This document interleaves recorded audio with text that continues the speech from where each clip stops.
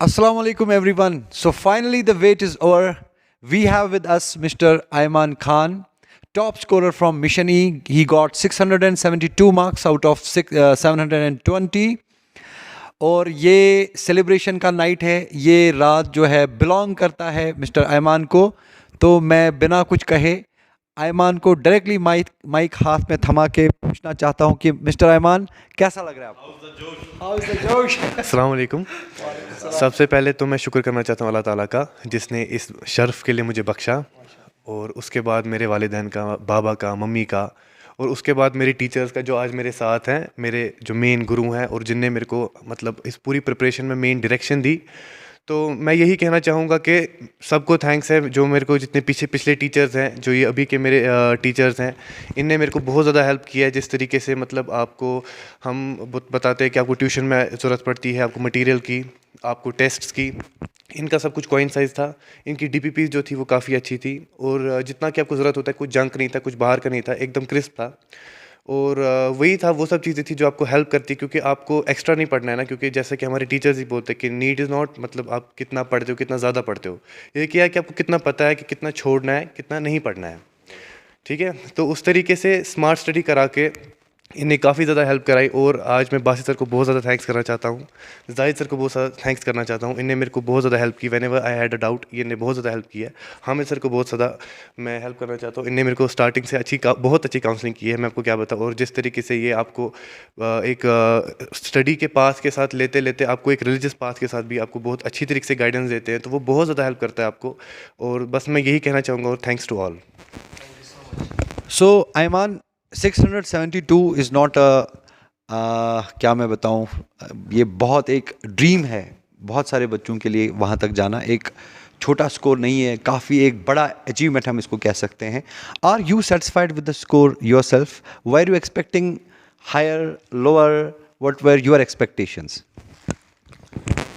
इसमें मैं यही कहना चाहूँगा, तो देखो एक्सपेक्टेशंस तो थोड़ी ज़्यादा थी मुझे। मेरे से कुछ सिली मिस्टेक्स हुई, जो कि मेरी वो होता है उस वक्त, आपका ये चांस फैक्टर होता है। बट क्योंकि मेरे टीचर्स ने पूरा एफर्ट दिया था, मेरे जो वहाँ पर टेस्ट थे उसमें मेरे अच्छे मार्क्स इससे ज़्यादा आ रहे थे। और जिस तरीके से मैं ओवर द ईयर, जिस तरीके से हर वीक मैंने टेस्ट दिया है, टॉपिक कंप्लीट हुआ, उसके बाद अच्छे से टॉपिक वाइज टेस्ट हुए, फिर उसके बाद सेक्शन वाइज पार्ट टेस्ट हुए, एंड इन द एंड हमने बहुत सारे फाइनल फुल सिलेबस टेस्ट दिए। तो उनमें मैंने देखा कि मेरा स्कोर सिग्निफिकेंटली इम्प्रूव करता गया। मेरे को अपने आप में वो नज़र चेंज आती गई, वो डायरेक्शन मुझे अपने आप में दिखती गई, जो कि लैग कर रहा था मैं पहले। तो मैं ये कहूँगा, लेकिन शुक्र है अल्लाह का इसमें भी, कि मतलब हर एक चीज़ में शुक्र है जो आज मेरे को मिला है, और मैं इसमें बहुत ज़्यादा खुश हूँ। And again thanks to you all, thank you. अच्छा जाहिद सर, कुछ कहना चाहते हैं? आयमान, आपका जो जेई में भी सिलेक्शन हुई है, आप उसके बारे में भी लाइक हमारे बच्चों के साथ शेयर करो कि वहाँ और नीट के दरमियान क्या आपको डिफरेंस लगा। में भी और कास्ट में इनका 8th रैंक है। माशाल्लाह माशाल्लाह, 8th रैंक, और जेडब्ल्यू में इनका जो है 96-97% इसके आ रहा है।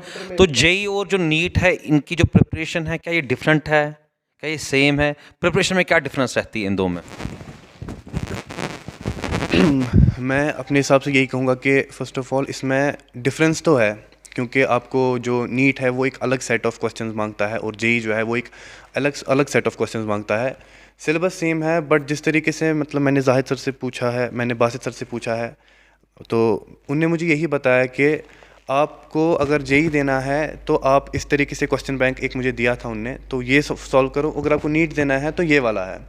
तो डिफरेंस ओवरऑल ये रहती है कि आपको कितना डेप्थ चाहिए, आपको कितना ज़्यादा पढ़ना है और कितना नहीं पढ़ना है, जो ओवरऑल नीट में है।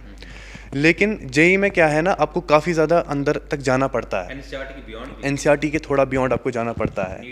नीट में नहीं उतना जाना पड़ता है। एनसीईआरटी में आपको, उसमें नीट तो उसी के अंदर आ जाती है, ज़्यादातर उसी के अंदर आ जाता है। लेकिन जेई में आपको काफ़ी सारे आजकल ऐसे क्वेश्चंस आ रहे हैं, केमिस्ट्री में आ रहे हैं आजकल, ट्रेंड है जिसमें मैंने पेपर दिया केमिस्ट्री में, आउट ऑफ एनसीईआरटी काफ़ी सारे क्वेश्चन आए थे जेई में। तो इनने मुझे वैसे ही, जैसा कि क्वेश्चन बैंक में हमने किया, हमने ओवर द ईयर पढ़ा वो, उसके बाद क्वेश्चन बैंक में कुछ एक्स्ट्रा अगर होता है वो आप लोगों ने उस तरीके से उसमें डाला हुआ था, और वो उससे कवर हो गया। और अल्हम्दुलिल्लाह उसकी वजह से, और अभी कंप्यूटर साइंस ब्रांच में एनआईटी श्रीनगर में सीट निकली है। एंड सिमिलरली स्क्वाश में, जो कि आपने नीट में जैसा बोला था, स्क्वाश का भी आपने मुझे बोला था, तो उस तरीके से उसमें भी उसी तरीके से पेपर आया और अभी नीट में भी उसी तरीके से पेपर आया। Thank you. अच्छा आयमान, जैसे कि हम सबों को पता है कि आपने नीट भी क्वालिफाई किया, JEE भी क्वालिफाई किया और आपने स्कॉस्ट में भी माशाल्लाह बहुत अच्छे नंबरात से आप 8th, मेरे ख्याल से 8th पोजीशन पे वहाँ थे। आप मुझे बता सकते हैं कि IIT में आपने क्यों नहीं पार्टिसिपेट किया? जब हम बोल रहे थे आपको बोल रहे थे कि आप IIT में भी पार्टिसिपेट करो, आपने एडवांस के लिए क्यों नहीं किया? एक्चुअली मैं ये कहना चाहूँगा कि वो मेरा पर्सनल एक ये था कि मैं काफ़ी ज़्यादा एग्जॉस्ट हो गया था तो उस टाइम पे मेरे को लगा कि लाइक नीट के बाद अब मैं फर्दर 15-20 डेज़ नहीं कर पाऊँगा शायद, क्योंकि हेल्थ भी मैटर करती है। आप लोगों ने हमेशा हेल्थ को भी सपोर्ट किया है, अपने उधर भी किया है, तो उस चीज़ को अपने अंदर मतलब वो समझते उस चीज़ को मैंने सोचा कि चलो देखते हैं, इतना काफ़ी है तो ये मैं स्किप कर सकता हूँ। भाई साहब आपको क्या लगता है? और एक सवाल बच्चा क्वालिफाई करता कि नहीं? जब आप हमेशा बोलते थे कि IIT है, इसका असल में इसका कब है IIT? कर सकता आराम से। जी सर, प्लीज। देखो आयमान बेटा, आप कह रहे हो कि आप एग्जॉस्ट हो गए इसीलिए आपने एडवांस्ड नहीं दिया। अब जो बच्चे हमारे रिपीटर है, ये भी तो हमें यही एक्सक्यूज लेंगे सर हम एग्जॉस्ट हो गए, तो इनकी तो मोटिवेशन कम हो जाएगी। कर रहे थे ना ड्यूरिंग प्रिपरेशन। आप उन बच्चों को कैसे मोटिवेट करोगे जो आप रिपीटर बैच में है? How will you motivate them कि एग्जॉशन से ओवरकम कैसे करना है? Should there be any external motivation और there should be something burning inside you, an internal motivation? इसमें मैं यही कहना चाहूँगा कि अगर आप एक रिपीटर हो, मैं पहले अपना कहना चाहूँगा कि मैंने इसलिए नहीं किया क्योंकि मेरी जो प्रिपरेशन थी वो कंटिन्यूस थी, उसमें मैं कोई गैप ले नहीं सकता था। तो उस टाइम पे मेरे को लगा कि मेरी हेल्थ जो है वो मेरी ब्रेक मांग रही है, तो इसलिए मैंने वो चीज़ स्किप की। लेकिन अब जो रिपीटर है वो ऑलरेडी अभी एक सिग्निफिकेंट गैप ले चुका है, ब्रेक ले चुका है, और उसका माइंड अभी फ्रेश है। और अभी भी अगर कोई इस चीज़ पे रिपीट मतलब नहीं जाना चाहता है, कोई रिलक्टेंट है थोड़ा, तो आप सबसे पहले अपने मॉम डैड को पकड़ो, अपने घर वालों को पकड़ो, आप उनकी तरफ देखो एंड सोचो कि मतलब उनके चेहरे पे खुशी क्या आएगी जिस दिन वो रिज़ल्ट आएगा, वो चेहरे पे खुशी क्या होगी, वो किस तरीके से वहाँ खड़े होंगे आपके साथ। तो उस चीज़ को अपनी आंखों में रखते हुए आप एक एक दिन निकालो, खुद को रिवॉर्ड करो, कंटिन्यूस नहीं पढ़ना, एग्जॉस्ट नहीं करना है। अपने अंदर वो एक होप रखो कि मेरे को पेरेंट्स को प्राउड करना है, आपके पीयर्स होते हैं, आपको पीयर प्रेशर होता है, आप उनके सामने आपको आउटस्टैंड करना है। तो एक तरीके से उस तरीके से आप खुद को मोटिवेट रख सकते हो, खुद को साथ साथ में रिवॉर्डेड रखो कि मैं इतना करता हूँ उसके बाद चलो मैं ये करता हूँ। शॉर्ट ब्रेक्स लो, अच्छे से पढ़ो और हो जाएगा इंशाल्लाह, क्यों नहीं हो जाएगा। अगर आपके पास अच्छी गाइडेंस है जैसे मेरे पास थी, इंशाल्लाह आप क्यों नहीं कर पाओगे, आप कर पाओगे इंशाल्लाह। आयमान, जो हमने देखा कश्मीर में टिल 2020, कश्मीरी बच्चा जो होता था टॉप स्कोर 650s के आसपास रहता था। तो 650 से ज़्यादा कोई कश्मीरी बच्चा आज तक, लास्ट ईयर तक इनफैक्ट स्कोर नहीं कर पाता था। तो पिछले एक साल में आपको क्या लगता है कि क्या बदला? मैं कश्मीरी बच्चों में एक बदलाव देख रहा हूँ कि people are coming with the mindset कि sir we have to score 700, some people say we will score 720 out of. तो कश्मीरी लड़कों में जिनको लगता था कि हम 650 के ऊपर नहीं जा सकते हैं, इस बार का रिजल्ट आप देखोगे, आई एम एक्सपेक्टिंग कि there will be Kashmiri students जो 690s में होंगे, 695 में, और आई एम होपिंग कि काश ऐसा कोई कश्मीरी बच्चा भी होता कि जो 700 भी स्कोर या क्रॉस करेगा। तो आपको क्या लगता है कि ये माइंडसेट में एक पैराडाइम शिफ्ट नज़र आ रहा है, ये कैसे हुआ बच्चों में? व्हाट इज़ द आपको पर्सनली मैं आपसे पूछूंगा, आपको मोटिवेशन कहाँ से मिला? जब मैंने स्टार्ट की अपनी प्रिपरेशन, उस टाइम पर भी यही एक स्टिग्मा था कि आपको 550 500 आप इतना लाओ तो आपका हो जाएगा। लेकिन जैसे जैसे आगे बढ़ता गया, खुद ही एक बार रेज होता गया।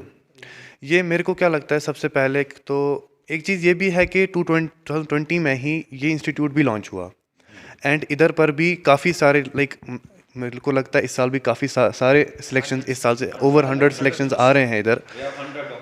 तो उस हिसाब से आप खुद भी देख सकते हैं कि आपने यहाँ एक ओवरऑल कंपटीशन बढ़ जाता है, और सब कुछ बच्चे अवेयर होते हैं, बच्चों को सब पता होता है, आजकल सब कुछ ऑनलाइन है। आप लोगों ने ऑनलाइन तरीके से पढ़ाना स्टार्ट किया। किसी को मुश्किल होता था ऑफलाइन आने में, उसने ऑनलाइन पढ़ा। कोई ऑफलाइन आ पाता था वो आया। इस साल कोरोना में हुआ काफ़ी ज़्यादा मुश्किल हुआ, लेकिन आप लोगों का वो छूटा नहीं, ऑनलाइन काफ़ी ज़्यादा मदद हुई।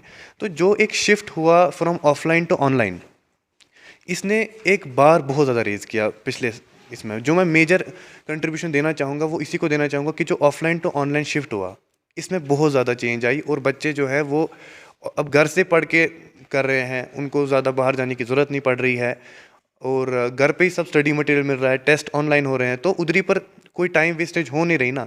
तो 24 आवर्स में आपका मैक्सिमम आउटपुट जाता है स्टडी की तरफ, तो वो एक सबसे बड़ा मेजर रीज़न है इस तरफ से। जी, तो आपका कहना है कि corona was a blessing in disguise, so people took time to realize their potentials, and we also took time to realize what we can do offline and what we can do online. But जहाँ तक मुझे लगता है कि जो हमारा last year का topper था Basit Bilal Khan, credit should go to him because that is the guy who changed the mentality of whole mindset of Kashmiri students.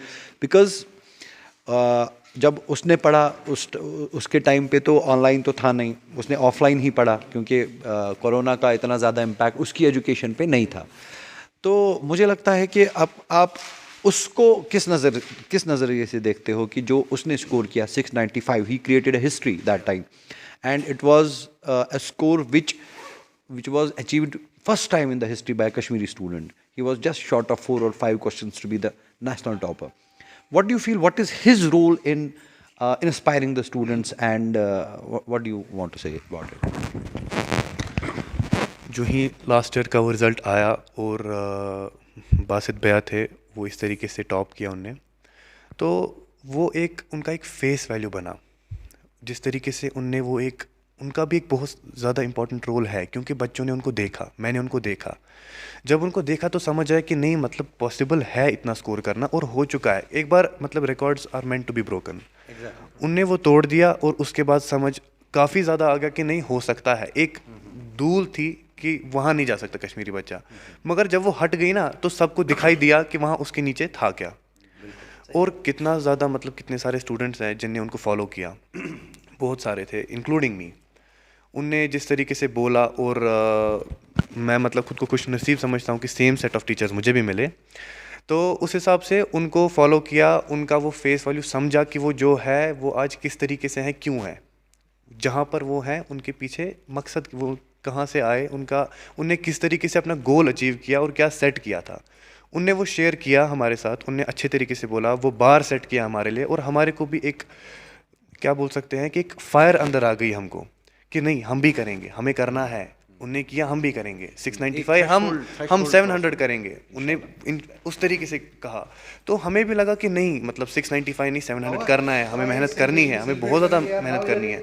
तो इस लिहाज से हमारी वो काफ़ी ज़्यादा मदद हुई। अच्छा, आपका जो सब्जेक्ट कॉम्बिनेशन था, वाज इट PCB और it was PCMB? It was PCMB, तो उसी हिसाब से JEE मैं अपेयर कर पाया, तो PCMB था और उस तरीके से वो JEE निकला। जैसे आयमान, मैं जहाँ पर मेरा जो स्टूडेंट्स के साथ मैं जब बात करता हूँ, स्टूडेंट्स जो भी बच्चे PCB में आते हैं जो मैथ्स छोड़ देते हैं, एक 10th क्लास तक आप मैथ्स पढ़ते हो, बाद में 10th में आपने छोड़ दिया मैथ्स, तो मैं हमेशा कोशिश करता हूँ स्टूडेंट्स को ये बताने की कि मैथमेटिक्स आप 10th में ना छोड़ें, एटलीस्ट आप 12th तक मैथमेटिक्स पढ़ें, दैट विल हेल्प। चलिए, कॉन्ग्रेचुलेशंस, मेरी ओर से थोड़ा सा पहले मुंह में हल्का सा खाएगा, थोड़ा बचेगा मेरा मीठा सा, मेरे हाथ से भी और खाएंगे, यहाँ से थोड़ा चीक्स भी लगाएंगे। नहीं कांग्रेचुलेशंस। हाँ, चलिए। भूख मारो इसको। Thank you so much. तो चूँकि मुझे लगता है हमें यहाँ पर बहुत सारे पेरेंट्स हजरात भी देख रहे होंगे जिनको अपने बच्चों का जो है सब्जेक्ट्स दिलाने होंगे in the near future, in their 11th class 12th, what do you suggest कि एक पेरेंट को बच्चे से मैथ छुड़वाना चाहिए जस्ट आफ्टर 10th क्लास, और यू विल से कि no, maths is a subject which a student should at least study till 12th class? So what are your suggestions for this? इसमें prime decision सबसे पहले student का ही है।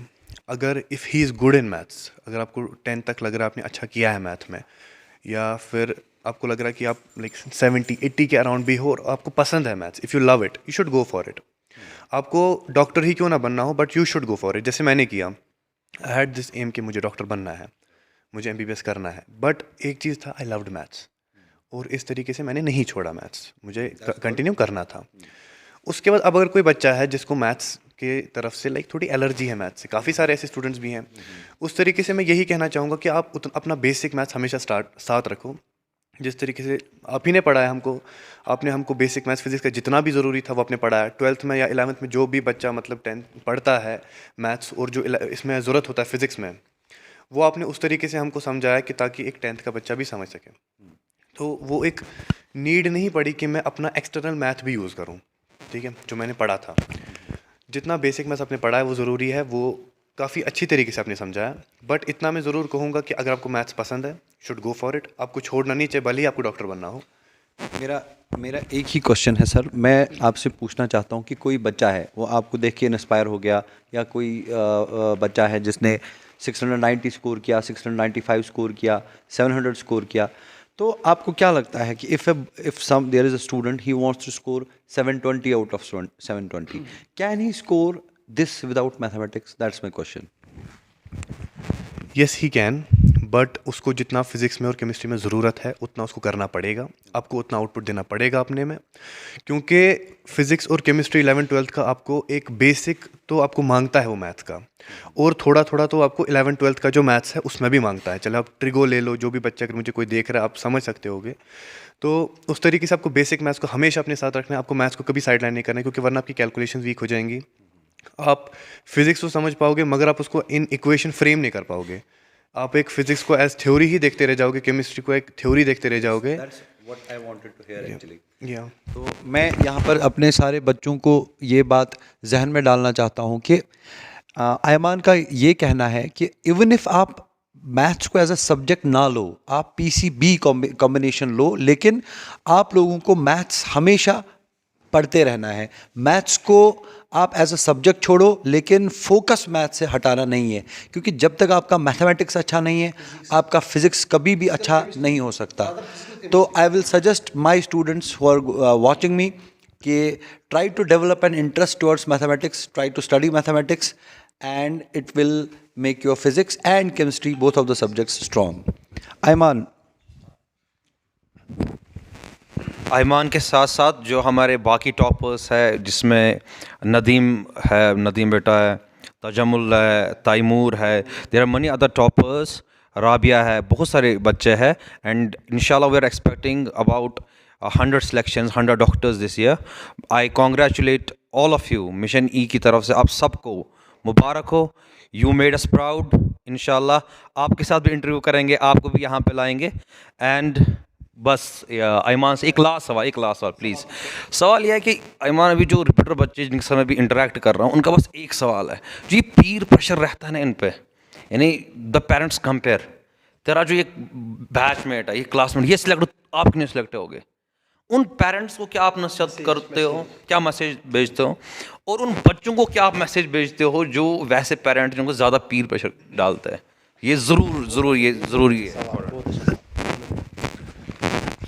सबसे पहले मैं पेरेंट्स को ही कहना चाहूँगा कि आपको हमेशा सपोर्ट ही करना चाहिए अपने बच्चे को, क्योंकि आपको समझना है कि वो क्या ये पहले ही करना चाहता है कि नहीं, ठीक है, क्योंकि बहुत सारे और भी फील्ड्स हैं। MBBS is not the end game, life इसके आगे भी है, लाइफ इसके पहले भी थी, और आप किसी भी फील्ड में एक्सेल कर सकते हो, बस आपकी लाइकेबिलिटी उसमें होनी चाहिए बहुत ज़्यादा।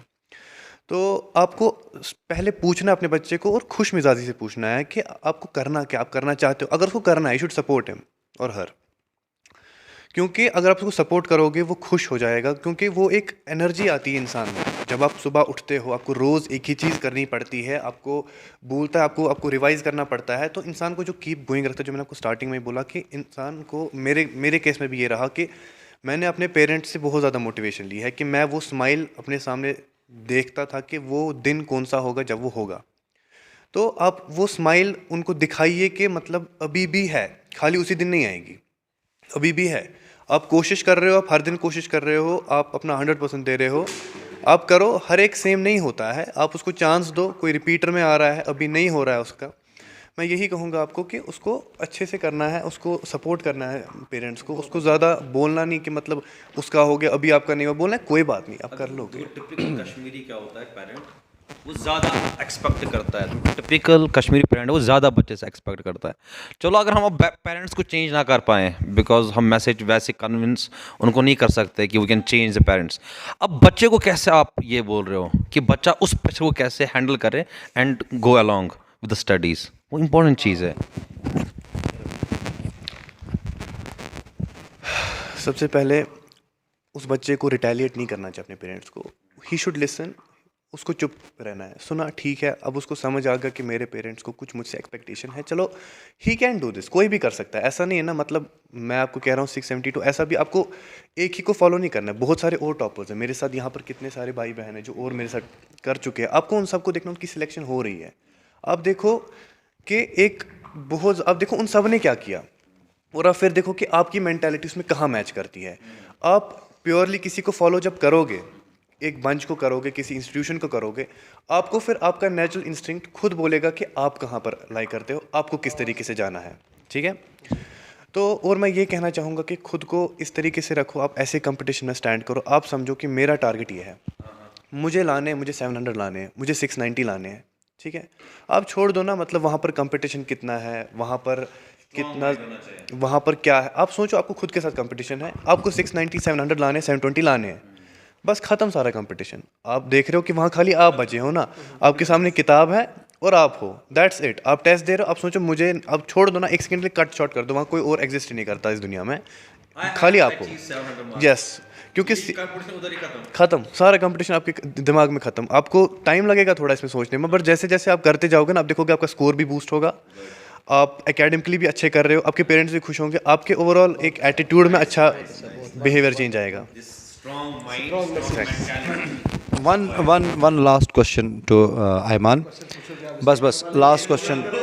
This is a very important question which I want to ask. यहाँ पर कश्मीर में एक मिथ है, अगर आप देखोगे, हमें जाहिद सर और मैं, हम जब इस लाइन में आए थे तो हम इसीलिए आए थे कि हम कुछ अलग करें इस फील्ड में, कुछ अलग करें, कुछ यहाँ के बच्चों को हम कोशिश करें कि वो नेशनल लेवल में compete करें, उसके लिए जो भी हमने किया। That's a secondary question.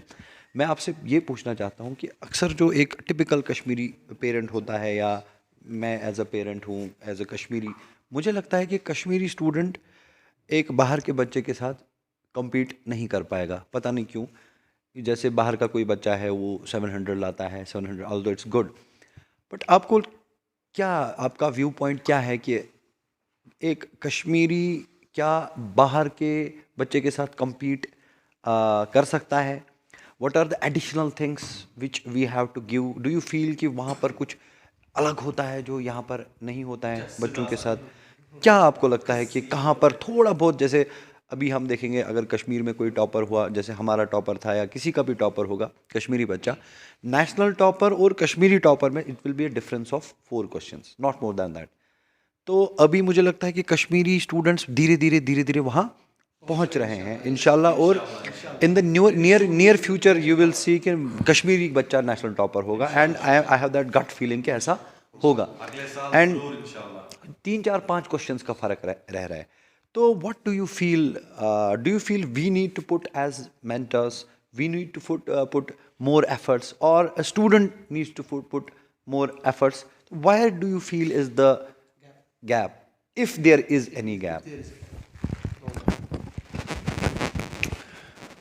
देखो, इसमें मुझे तो नहीं लगता कोई ऐसा मेजर गैप है, मेजर क्या, कोई माइनर गैप भी नहीं है, इट्स सिमिलर, जो वहाँ है वो यहाँ है। अब डिपेंड करता है कि हमारे को एक बच्चे की मेंटालिटी कैसी है, उसके ऊपर कितना प्रेशर है, ठीक है।